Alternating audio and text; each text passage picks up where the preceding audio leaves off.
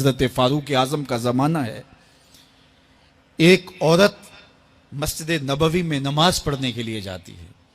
راستے میں ایک نوجوان رستہ روک کے کھڑا ہو جاتا ہے اور راستے میں روزانہ کھڑا ہوتا ہے اور اس کی تیکھی نظروں کے تیر اس عورت کو بے چین کرتے ہیں. ایک دن رک گئی اور پوچھا کیا مسئلہ ہے تجھے؟ اس نے کہا کہ میں تمہارا چاہنے والا ہوں اور تمہیں حاصل کرنا میری زندگی کا سب سے بڑا مسئلہ ہے.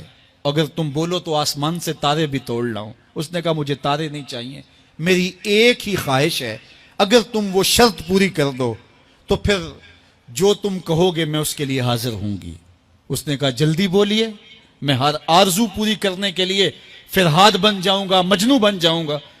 اس نے کہا میری لمبی چوڑی شرائط نہیں, ایک ہی شرط ہے, 40 دن تک حضرت عمر کے پیچھے نماز پڑھ لو. 40ویں دن کی آخری نماز کے بعد یہاں میں تیرا انتظار کروں گی. اس نے کہا کہ یہ کون سا مشکل کام ہے. 40 دن تک حضرت عمر کے پیچھے نمازیں چلتی رہیں. عمر کی قرات کا سوز دل بدلتا رہا. 40 دن کے بعد آخری نماز جب ہوئی تو وہ نوجوان لڑکی راستے میں کھڑی تھی اور یہ نظریں جھکا کے گزرنے لگا. تو اس نے آواز دے کے کہا حسب وعدہ تیرے لیے حاضر ہوں. اس نے کہا خیر سے کھڑی رہو, عمر نے دل کا تعلق رب سے جوڑ دیا ہے.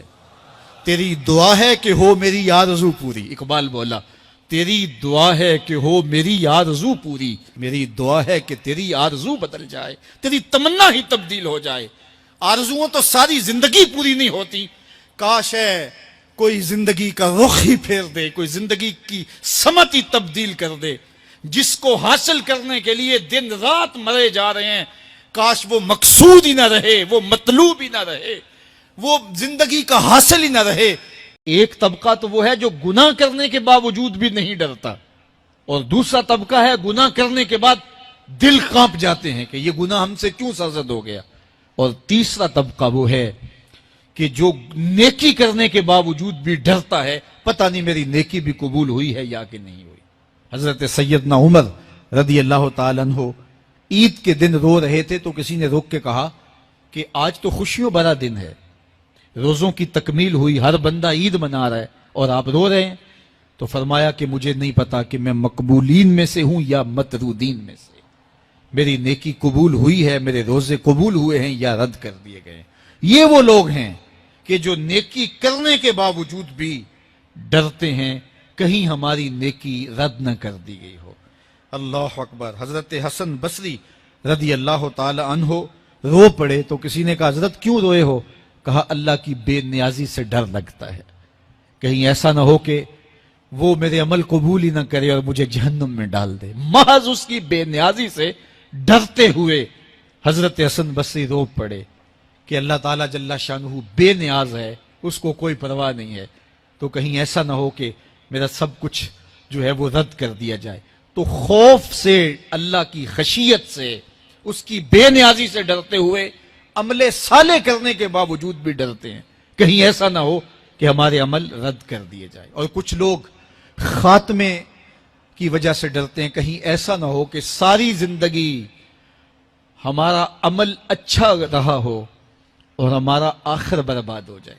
ایسے لوگ بھی ہوتے ہیں کہ جن کے عمل بہت اچھے ہوتے ہیں ساری زندگی, لیکن ان کا آخر ٹھیک نہیں ہوتا. بلعم بن باورا کی مثال ہمارے سامنے موجود ہے. بنی اسرائیل کا مستجاب الدعوات ولی تھا, اور جب ہاتھ پھیلا کے دعا مانگتا تو منہ پہ ہاتھ بعد میں پھیرتا, قبولیت پہلے ہو جاتی. اتنا مستجاب الدعوات ولی تھا. پھر کیا ہوا کہ اللہ کے نبی کے خلاف اس نے ہاتھ اٹھا دیے. عجب میں آ گیا کہ میں اللہ کی بارگاہ میں مقبول ہوں اور میری ہر دعا مان لی جاتی ہے. تو پھر کسی کے کہنے پہ وقت کے نبی کے خلاف بد دعا کرنے کے لیے کھڑا ہو گیا, اور جو کہنا چاہ رہا تھا وہ اپنے حق میں نکل گیا, اور پھر زبان اس کی لٹک گئی, زمین چاٹتا تھا. اور قرآن نے کہا مثلہ کمثل الکلب, اس کی مثال کتے کی مثال ہے. اب ذرا غور کیجئے کہ بنی اسرائیل کا مستجاب الدعوات ولی ہے, لیکن انجام کتنا بد ہوا. مثلہ کمثل الکلب, اس کی مثال کتے کی مثال ہے. اسی لیے میاں صاحب بولے پڑھنے اتے مان کرینا تے نہ آکھی میں پڑھیا, او جبار کہار صداوے متا روڑ دیوے دودھ کڑیا. کتنے لوگ کس کمال پہ پہنچے ہوتے ہیں لیکن انجام ٹھیک نہیں ہوتا. کمال اس کا ہے جس کا انجام ٹھیک ہو گیا. رنگا رنگ سہیلیاں پرن کڑے پر پریا اس دا جانی ہے جس دا توڑ چڑھے. حضرت ابو ملیکہ رضی اللہ تعالی عنہ فرماتے ہیں, بخاری کتاب الایمان میں یہ روایت ہے, فرماتے ہیں میں 30 اصحاب رسول سے ملا ہوں. حضرت ابو ملیکہ تابعی ہیں. 30 اصحاب رسول سے ملا ہوں اور میں نے سب کو دیکھا ہے وہ اس بات سے ڈرتے تھے کہ ہمارا کہیں خاتمہ خراب نہ ہو جائے, ہمارا آخر کہیں برباد نہ ہو جائے. خاتمہ بالخیر کا انہیں بہت زیادہ مسئلہ تھا. میں اور آپ تھوڑا سا عمل کر لیں تو ہم پھول جاتے ہیں کہ نہ جانے ہمارے جیسا زمانے میں کوئی ہے ہی نہیں. فرماتے ہیں 30 اصحاب رسول سے ملاقات کی ہے لیکن وہ ڈر. حضور نے ارشاد فرمایا کہ میری جانب سے ایک آیت بھی ہو تو اس کو آگے پہنچا دو, اور جس نے جان بوجھ کر کسی حدیث کو میری جانب منسوب کر دیا جبکہ وہ میں نے نہیں کہا تھا تو وہ اپنا ٹھکانہ جہنم میں تلاش کر لے. آج کل سوشل میڈیا کے دور میں جو بھی آگے اس کو بڑھا دیتے ہیں کہ یہ حدیث رسول ہے, بہت ساری ایسی چیزیں ہوتی ہیں جن کا حضور کے فرمان سے کوئی تعلق نہیں ہوتا ہے.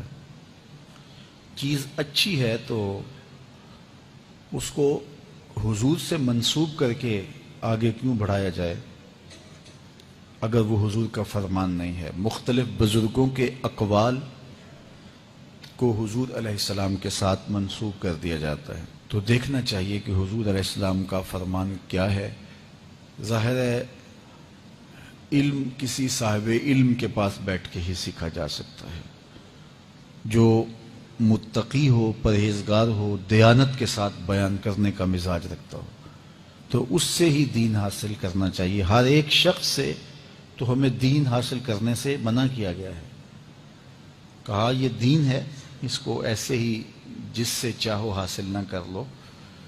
اس کے لیے بھی ہمیں معیار دیا گیا ہے.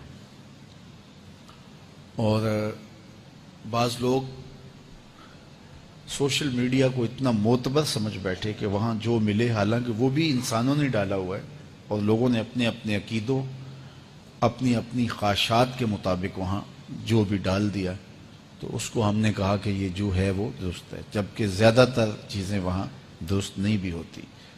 تو اس لیے یہ بات ذہن میں رکھیں کہ حضور کی جانب کوئی چیز منسوب کرتے ہوئے اس کا یقین ہونا چاہیے کہ یہ حضور علیہ السلام کا فرمان ہے.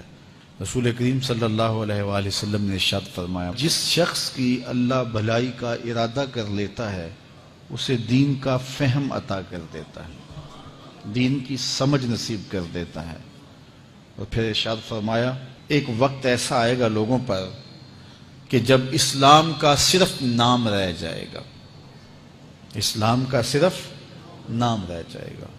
باطن میں اسلام نہیں ہوگا, روحوں میں اسلام نہیں ہوگا, رویوں میں اسلام نہیں ہوگا, طرز زندگی میں اسلام نہیں ہوگا, معاشرت میں اسلام نہیں ہوگا, ملکی قوانین میں اسلام نہیں ہوگا, عدالتوں میں اسلام نہیں ہوگا. اسلام صرف نام کا رہ جائے گا. وَلَا يَبْقَى مِنَ الْقُرْآنِ إِلَّا رَسْمُهُ, اللہ اکبر. اور قرآن صرف رسم کے طور پہ, رسم الخط کے طور پہ باقی رہ جائے گا. بڑے خوبصورت لکھے ہوئے کلمات تو ہوں گے لیکن کسی کے عمل میں قرآن کی تعلیمات کی جھلک دکھائی نہیں دے گی.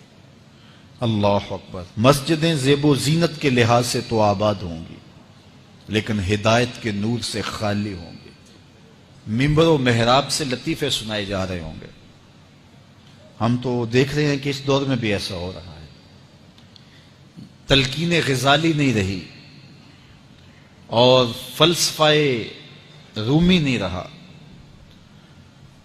اذان رہ گئی, انداز بلالی نہیں رہا. حضور نے فرمایا کہ سب سے شریر طبقہ اگر ہے تو وہ بھی علماء کے روپ میں ہے, اور سب سے اچھا طبقہ اگر ڈھونڈنے نکلو تو فرمایا وہ بھی اور کہیں نہیں ملے گا, وہ بھی علماء کے روپ میں ہے. اس لیے سب سے زیادہ پھر چھان پھٹک تو اس شعبے کی کرنی چاہیے اور دیکھنا چاہیے کہ خیر کہاں ہے. اور خیر کو حاصل کرنے کے لیے 2 قدم آگے بھی چلنا پڑے تو کوئی حرج نہیں ہے، اور شر کو چھوڑ دینا چاہیے۔ حضور نے ارشاد فرمایا اللہ کے نزدیک سب سے زیادہ لوگوں میں جو شریر شخص ہے، قدر و منزلت کے لحاظ سے قیامت کے دن سب سے شریر شخص وہ ہوگا